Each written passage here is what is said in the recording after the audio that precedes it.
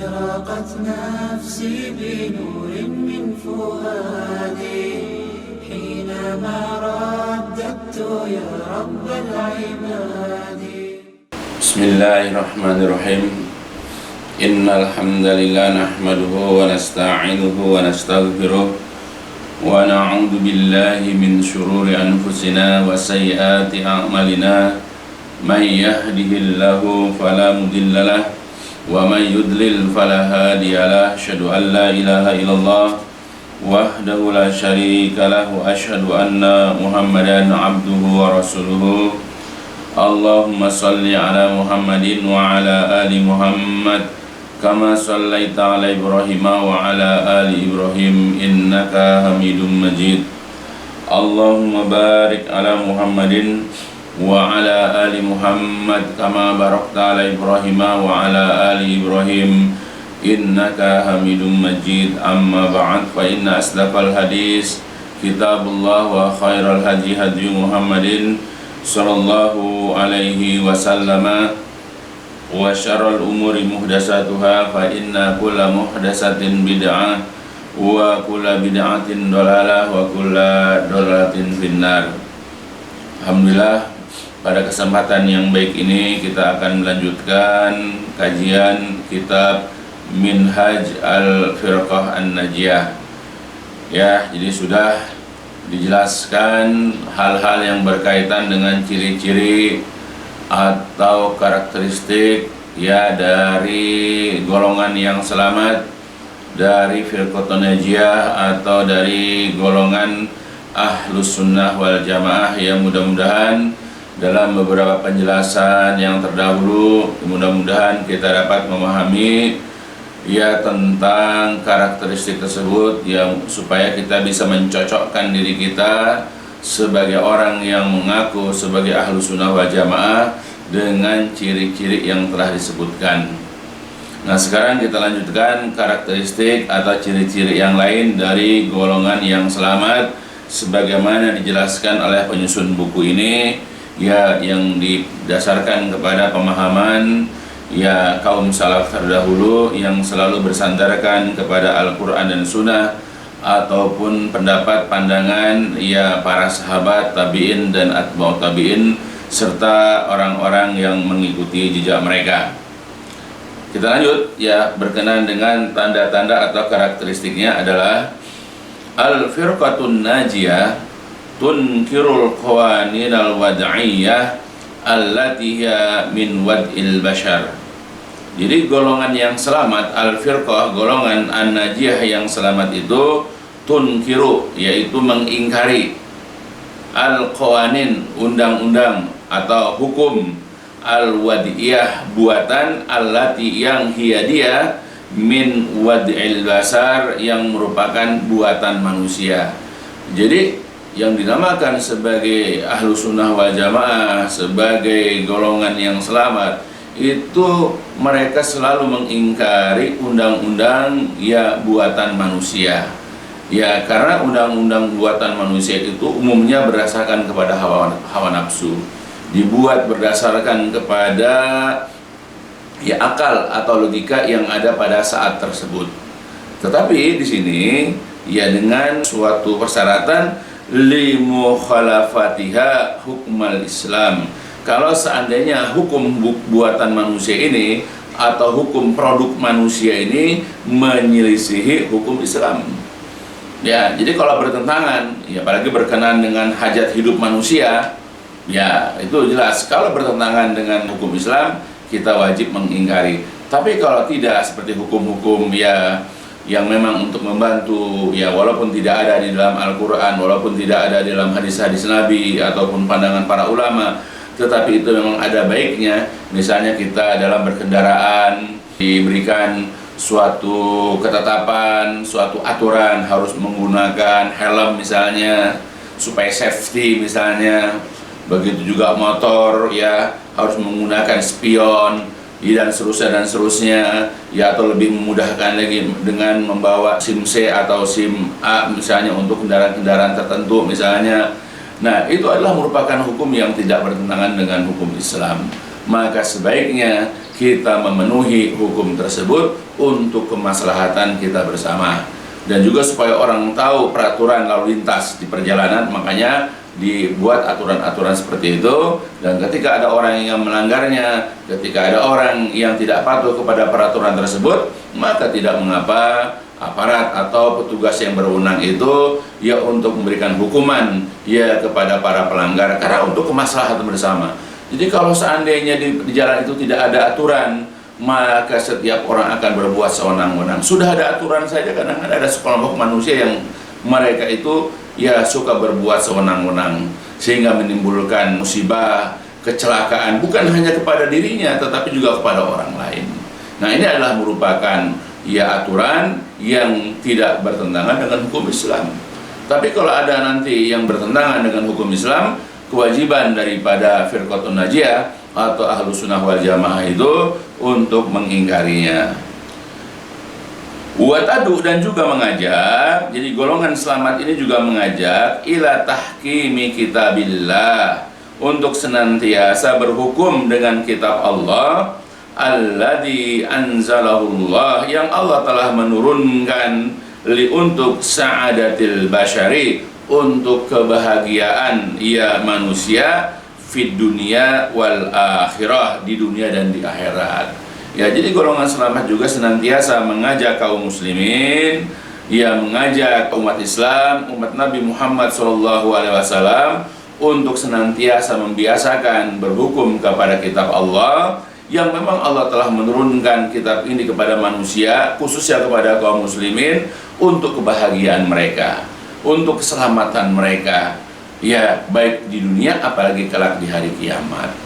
Ya, nah itu yuk belajarlah kita untuk senantiasa mengajak ya keluarga kita, kerabat-kerabat kita, sahabat-sahabat kita, atau kalau kita punya jamaah kajian, jamaah pengajian kita, masyarakat yang berada di sekitar kita, baik itu lingkungan atau komunitas kita, untuk senantiasa menghidupkan ya kebiasaan berhukum kepada kitab Allah, berhukum kepada sunnah Nabi SAW, di mana Allah sebetulnya menurunkan Al-Quran, kemudian dijelaskan oleh Rasulullah itu untuk kebahagiaan manusia. Coba kalau andai kata kita hidup di dunia ini tidak ada aturan, tidak ada aturan masalah pernikahan misalnya, bisa saja seorang ayah menikahi putrinya, seorang kakak menikahi adiknya, seorang anak menikahi ibunya, bisa aja begitu. Makanya aturan dibuat tentang larangan pernikahan sedarah, tentang larangan pernikahan itu ya dengan saudara susuan misalnya, ya, dan banyak lagi aturan yang lain dalam masalah pernikahan. Begitu juga dalam hal yang lain.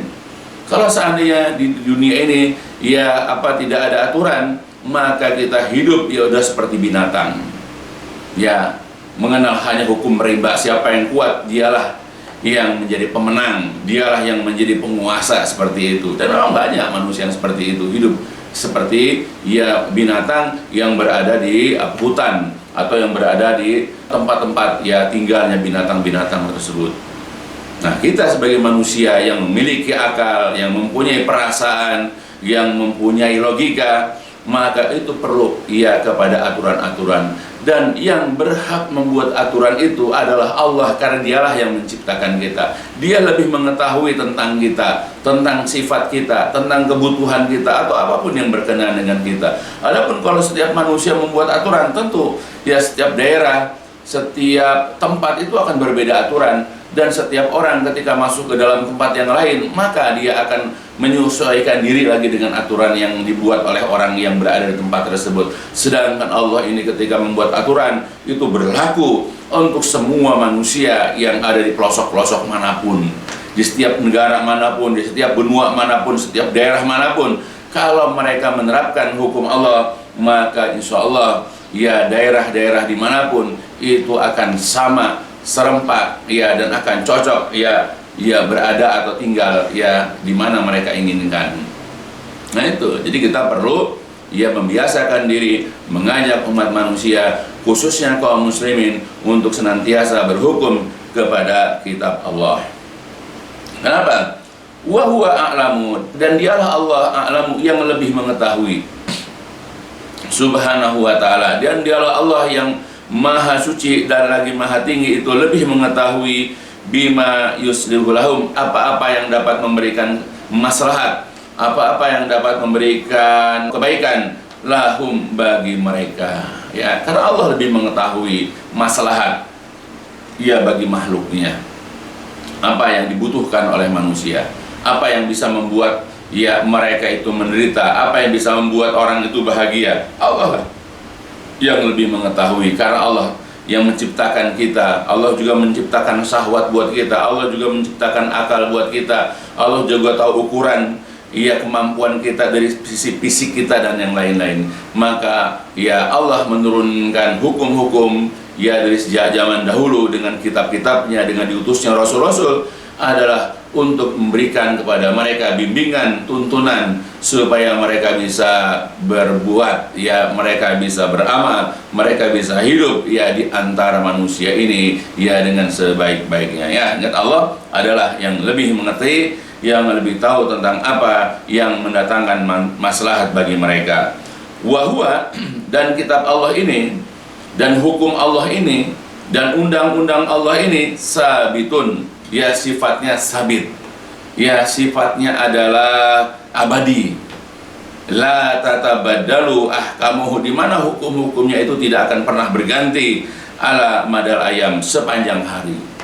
Ya, jadi hukum Allah itu dari sejak zaman Rasulullah SAW sampai terus nanti menjelang hari kiamat itu tidak akan berubah, akan abadi. Sampai kapanpun yang namanya sholat itu 5 waktu kewajibannya. Begitu juga jumrah rakaatnya, ya maghrib 3 rakaat misalnya, isya ya 4 rakaat, subuh 2 rakaat, kemudian zuhur dan asar 4 rakaat, tidak akan pernah berubah. Kita hanya berpuasa di bulan Ramadan, tidak boleh pada bulan-bulan lain untuk menunaikan puasa yang wajib misalnya. Begitu juga menunaikan ibadah haji hanya ada pada bulan Zulhijjah saja, tidak akan berganti pada bulan-bulan lain. Nah, hukum Allah itu tidak pernah berubah. Begitu juga hukum seorang anak tidak boleh menikahi ibunya, seorang ayah tidak boleh menikahi putrinya, kakak laki-laki atau perempuan tidak boleh menikah dan dinikahi oleh saudara kandungnya, itu akan berlaku. Begitu juga hukum warisan, ya satu orang laki-laki mendapatkan 2 bahagian dari harta warisan, ya di mana wanita mendapatkan 1 bahagian. Begitu, yang namanya hukum-hukum itu tidak akan berubah sepanjang masa, apapun itu hukumnya. Ya, maka biasakanlah ya, diri kita itu untuk menghidupkan hukum-hukum ya yang telah Allah turunkan kepada kita, hukum Islam. Ya, dengan apa yang kita mampu dan apa yang kita sanggup. Begitu juga wala yatatawwaru hasbaz zaman, dan tidak akan pernah berkembang, tidak akan pernah bertambah sepanjang masa. Ya, seperti itu aja hukumnya. Ya, mengenai ketentuan sholat, zakat, saum, haji, berbakti sama orang tua, menutup aurat, tidak akan pernah berkembang. Ya, akan seperti itu ya ukurannya sepanjang masa sampai hari kiamat. Wa inna, dan sesungguhnya sababa, penyebab saqail alam, ya maka sesungguhnya penyebab celakanya, sengsaranya ya al-alam, dunia ini, amah secara umum, wal alam al-islami, dan dunia Islam secara khusus, secara khusus. Jadi terjadinya bencana-bencana ya, dari tsunami, gunung meletus, tanah longsor, dan banyak lagi bencana-bencana, atau ya timbulnya wabah-wabah seperti sekarang COVID-19, dulu ada flu burung, ada flu segala macam, berbagai macam jenis penyakit. Ya, begitu juga penyakit-penyakit seperti HIV misalnya, dan lain-lainnya. Nah, semuanya mereka itu ya penyebabnya nanti adalah karena meninggalkan hukum kepada kitab Allah. Ya, jadi sesungguhnya penyebab celakanya alam dunia ini secara umum dan dunia Islam secara khusus, wa ma yulaqihi mimma ta'iba wa zullin wa hawanin, ya, dan juga apa-apa yang didapatkan oleh dunia ini, baik dunia itu secara umum atau dunia Islam secara khusus, berupa ya kepayahan, kemudian kehinaan, ya atau kemerosotan, ya semuanya itu karena meninggalkan berhukum li kitabillah, kepada kitab Allah, wa sunnati, dan sunnah rasulihi, rasulnya sallallahu alaihi wasallam. Jadi sering terjadi bencana, ya sering terjadi musibah dari bencana-bencana alam, dari munculnya berbagai macam penyakit, di mana manusia egois saling memerangi, saling membunuh, ya saling menghancurkan, saling memusnahkan manusia itu. Ya karena sederhana aja, di mana mereka itu berbuat sewenang-wenang, mereka meninggalkan berhukum kepada Al-Quran dan juga berhukum kepada Sunnah Rasul Shallallahu Alaihi Wasallam. Ya, kalau seandainya manusia, khususnya kaum muslimin, senantiasa berhukum dengan kitab Allah Al-Quran dan juga biasa berhukum dengan Sunnah Rasul, maka kehinaan, kesengsaraan, kemerosotan, ya keterbelakangan atau apapun itu yang sifatnya merendahkan sifat manusia, yang sifatnya menyusahkan umat manusia, itu akan dapat dihindari atau minimal itu ia akan diminimalkan, ia akan disedikitkan bencana-bencana atau musibah tersebut.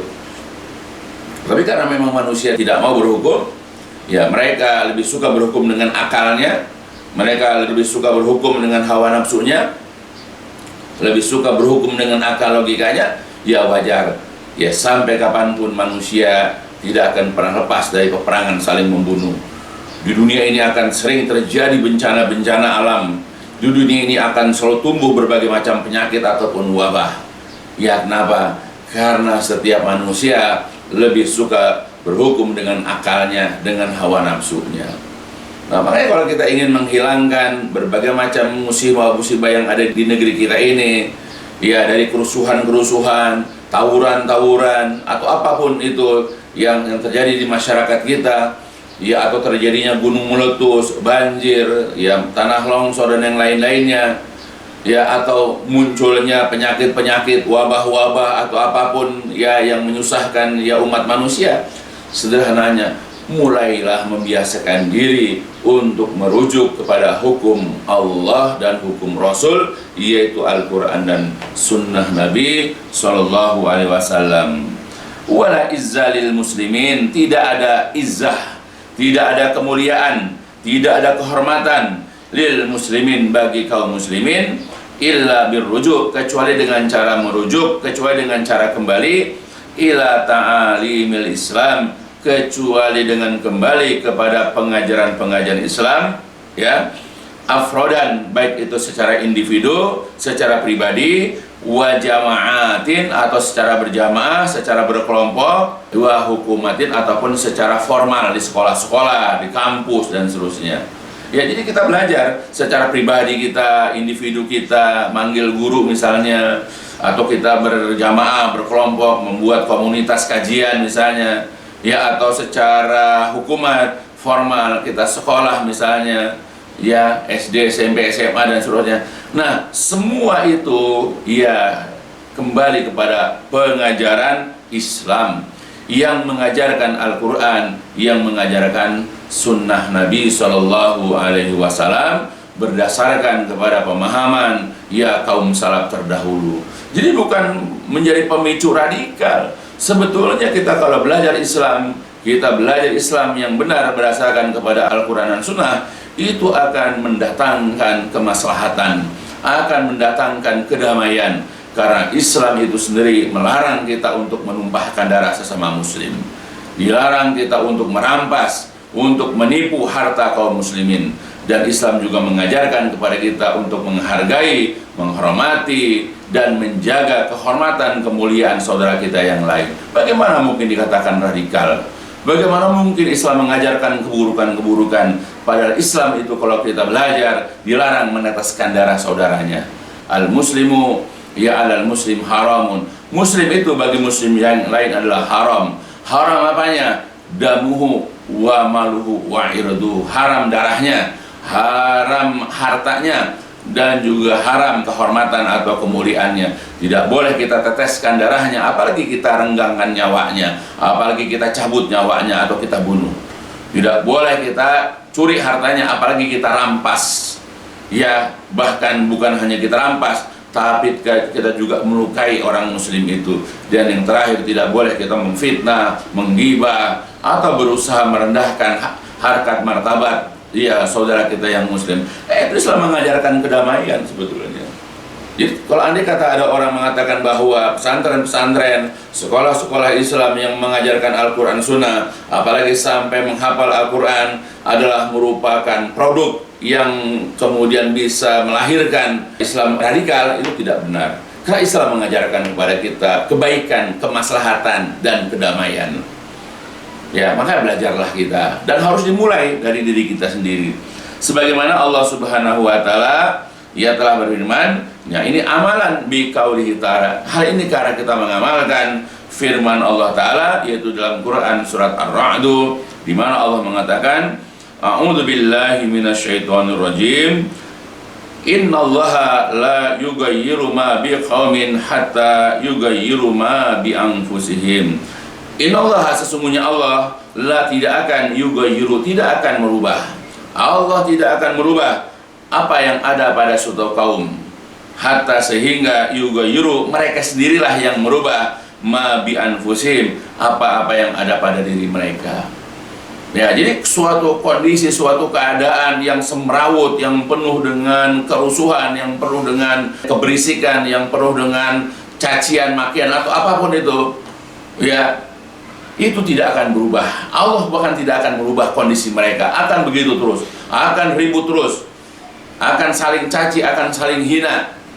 Allah tidak akan merubah mereka sampai dari mereka Allah merubah. Bagaimana cara merubahnya? Belajar agama, supaya mereka menghargai harta saudaranya, agar menghargai darah saudaranya, agar menghargai kehormatan saudaranya. Islam mengajarkan begitu. Allah tidak akan merubah kondisi keadaan suatu kaum, ya, dari penuh dengan cacian, makian, bahkan penuh dengan perkelahian, ya, sampai kepada peperangan misalnya, sampai kaum itulah yang merubah. Ya, harus diawali dari diri sendiri. Makanya, ya, itulah pentingnya kita belajar hukum Islam. Makanya kalau andai kata ada hukum-hukum produk, ya, buatan manusia, ya, boleh jadi dia cocok di satu tempat tapi tidak cocok di tempat yang lain. Maka boleh jadi beberapa negara kafir mengusung atas nama hak asasi manusia, bahkan mereka sendirilah, negara itu sendirilah yang suka melanggar HAM yang diciptakannya. Coba, dia mengatakan HAM itu untuk diri mereka sendiri, tapi kalau untuk orang lain dia banyak melanggar hak asasi manusia. Nah, itu bisa, itu manusia. Sedangkan Islam tidak demikian. Ketika kita mengajarkan kepada kaum muslimin, kepada seluruh umat manusia, bahwa kita harus menghargai, ya, nyawa manusia, kita harus menghargai harta manusia, kita harus menghargai kehormatan manusia, betul-betul harus diawali dari diri kita sendiri. Ibda binafsik. Jangan kita berbuat begitu kepada orang. Ya, itulah bedanya kalau hukum yang dibuat oleh Allah sebagai bentuk wahyu, ya, kepada umat manusia lewat Rasulullah SAW. Begitu juga Rasulullah ketika menjelaskan wahyu tersebut di dalam hadis-hadisnya, ya, beda dengan produk buatan manusia. Ya, makanya wajarlah kalau Allah juga mengatakan di dalam Al-Quran, dalam surat Al-Maidah ayat 50, Allah mengatakan, A'udzu billahi minasyaitonir rajim. Afa hukmal jahiliyati yabghun wa man ahsanu minallahi hukman liqaumi yuqinun. Maka apakah mereka mencari hukum jahiliyah, yaitu hukum di luar hukum Islam, hukum yang bertentangan dengan hukum Islam? Mengapa mereka masih mencari hukum jahiliyah? Padahal waman ahsanu minallah, dan siapakah yang lebih baik dari Allah hukumnya bagi orang-orang yang yakin, bagi orang-orang yang beriman, bagi orang-orang yang yakin. Ya, manakah hukum yang lebih baik daripada hukum Allah?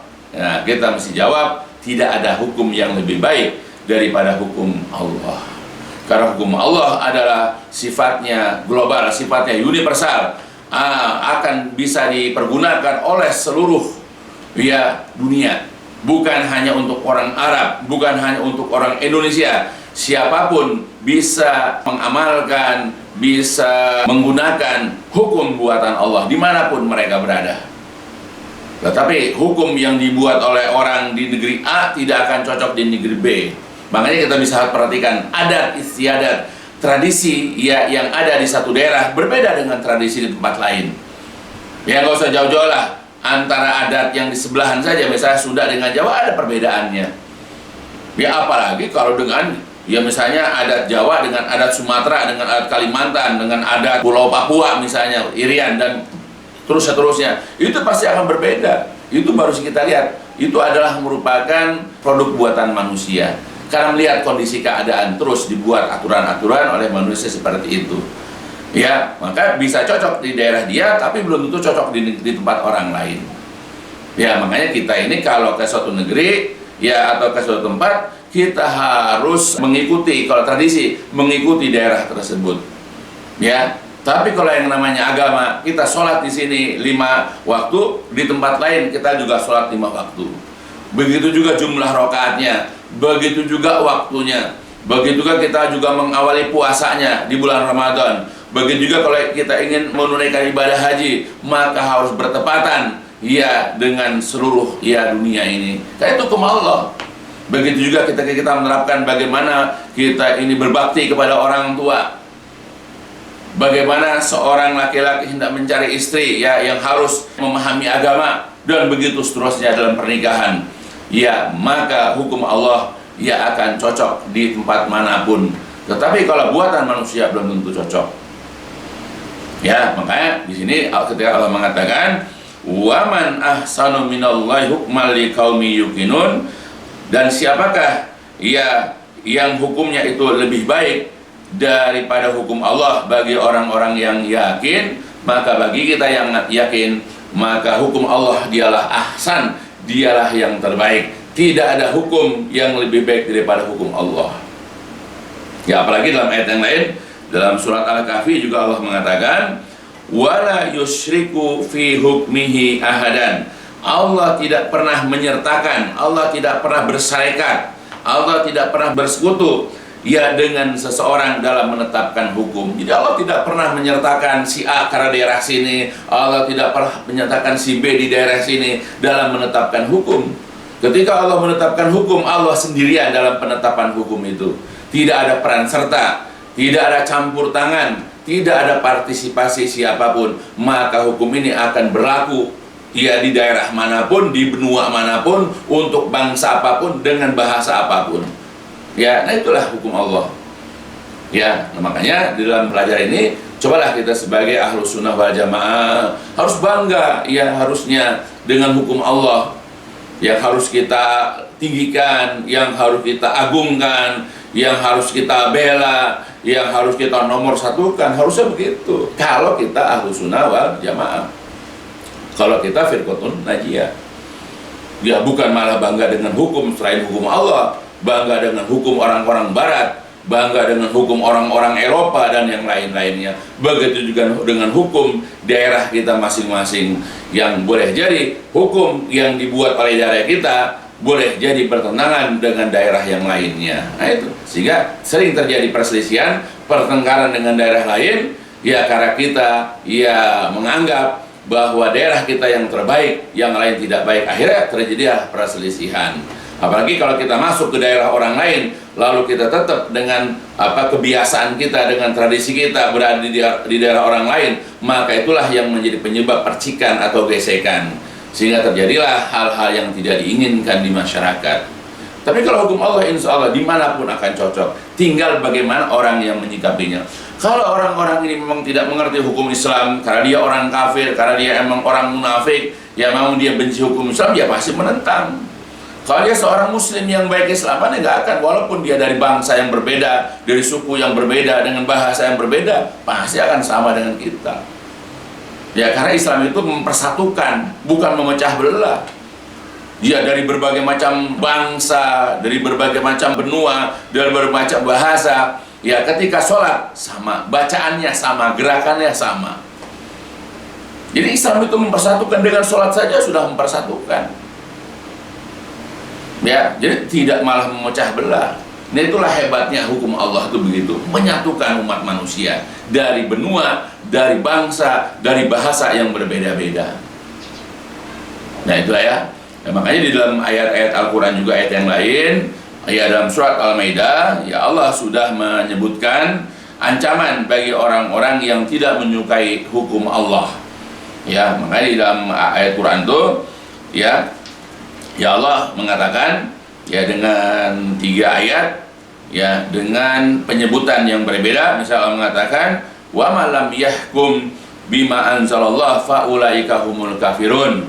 Dalam ayat selanjutnya wa ma lam yahkum bima anzalallah faulaika humuz zalimun. Dan dalam ayat selanjutnya wa ma lam yahkum bima anzalallah faulaika humul fasikun. Jadi barang siapa yang tidak mau berhukum dengan apa yang Allah turunkan, ya dia enggan, dia antipati, dia a priori, dia tidak suka dengan apa yang Allah turunkan, maka hukumnya adalah maka mereka itu orang kafir, maka mereka itu adalah orang-orang yang zalim, maka mereka itu adalah orang-orang yang fasik. Nah itu ya, langsung mendapatkan 3 gelar, 3 julukan dari Allah Subhanahu wa Ta'ala. Jadi kalau seandainya kita ini tidak mau berhukum dengan hukum Allah, kita lebih suka, kita lebih cocok, kita lebih menerima ya hukum buatan manusia, ya dengan hukum produk manusia, ya atau buatan manusia, maka Allah mengancam bahwa ya orang-orang seperti itu adalah orang-orang yang kafir, zalim, ya ataupun fasik. Ya, oleh karena itulah menjelaskan ayat seperti ini, berkata Imam As-Sudi, wa ma lam yahkum bima anzalallah faulaika humul kafirun.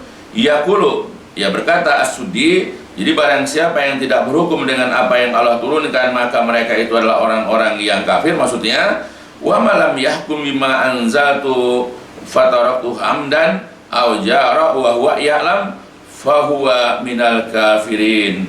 Jadi barang siapa yang tidak mau berhukum dengan apa yang Allah turunkan, lalu dia meninggalkan ya hukum Allah tersebut dengan sengaja, au jar atau dia menyimpang, wa huwa ya'lam sedangkan dia sudah mengetahui, fahuwa minal kafirin, maka orang ini termasuk orang-orang yang kafir.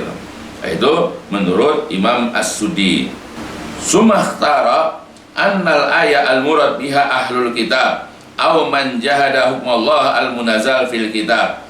Kemudian Imam As-Sudi memilih bahwa ayat tersebut maksudnya adalah untuk ahli kitab, atau man orang yang jahada, orang yang mengingkari hukum Allah al-munazzal yang telah diturunkan fil kitab, di dalam Alkitab. Jadi ayat itu diperuntukkan untuk ahli kitab atau siapapun orang yang mengingkari hukum Allah yang diturunkan di dalam Alkitab, yaitu ya untuk kita Al-Quran misalnya.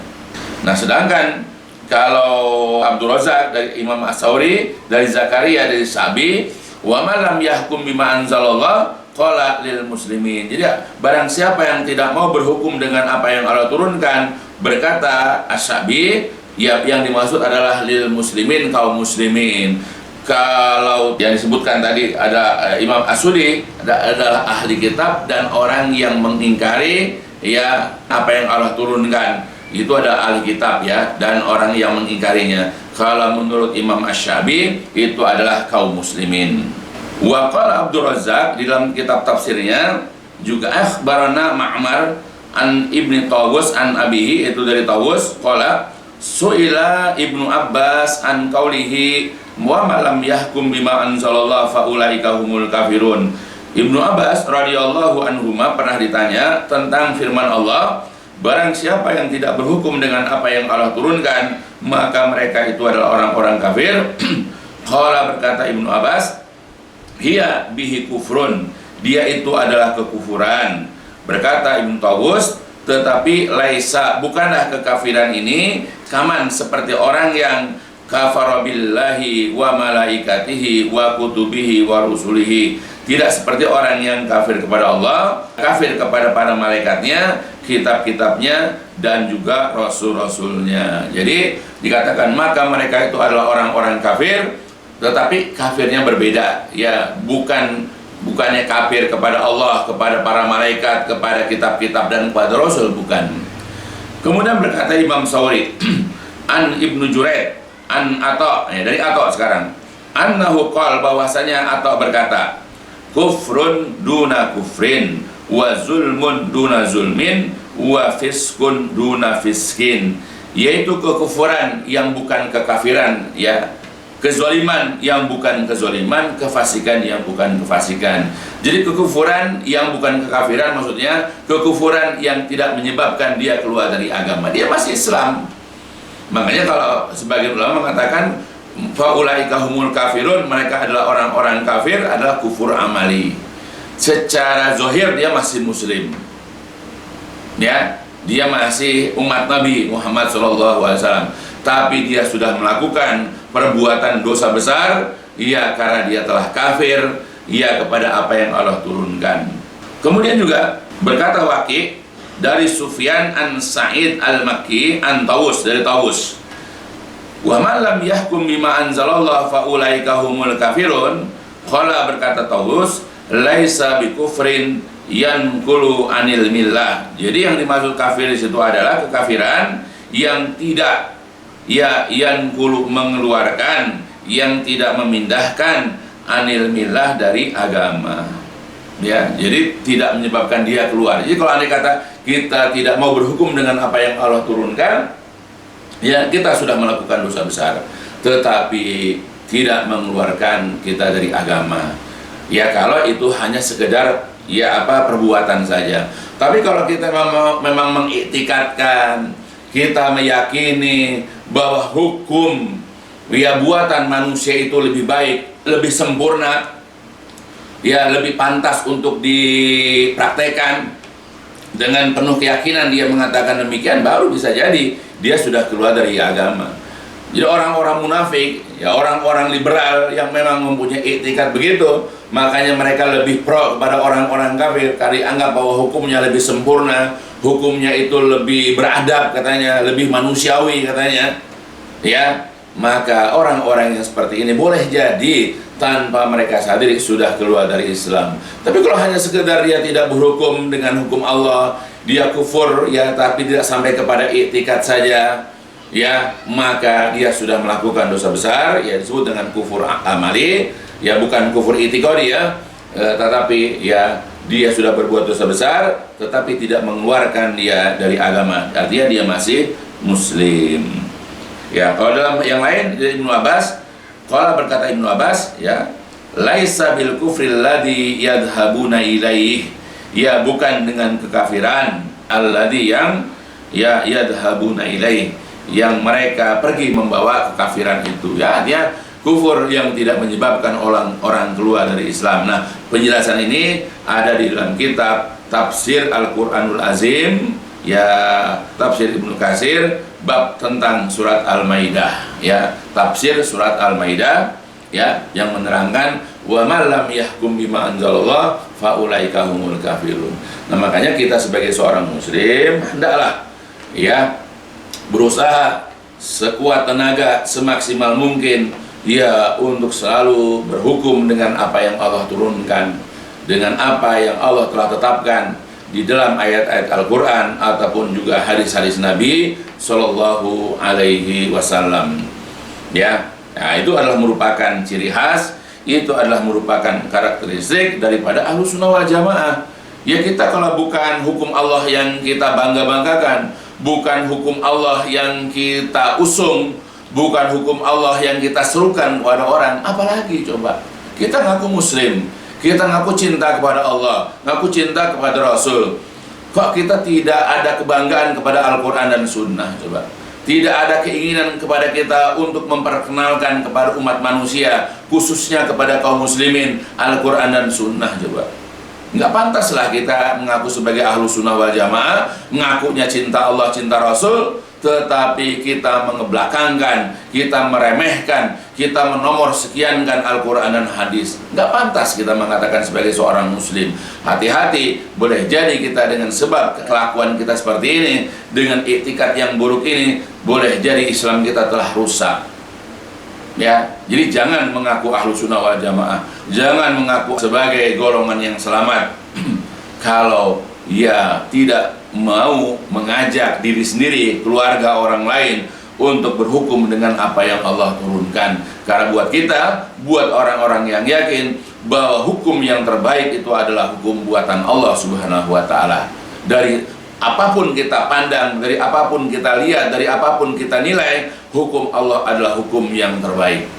Tidak ada hukum yang lebih baik, tidak ada hukum yang lebih sempurna, tidak ada hukum yang lebih berfaedah buat umat manusia selain daripada hukum buatan Allah Subhanahu wa Ta'ala.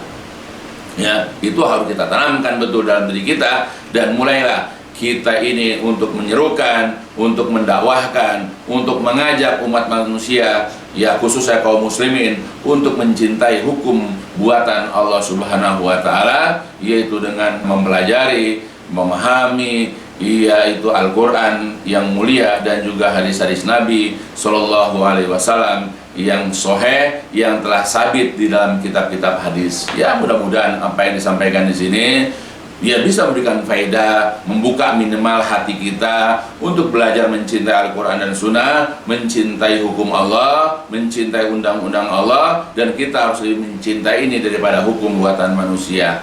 Ya, mudah-mudahan apa yang disampaikan di sini berfaedah untukku, untuk keluargaku, dan untuk ya kaum muslimin. Ya, itu dulu yang bisa disampaikan. Ya, mudah-mudahan sekali ulang berfaedah. Dan diakhiri dengan walhamdulillahirabbil alamin.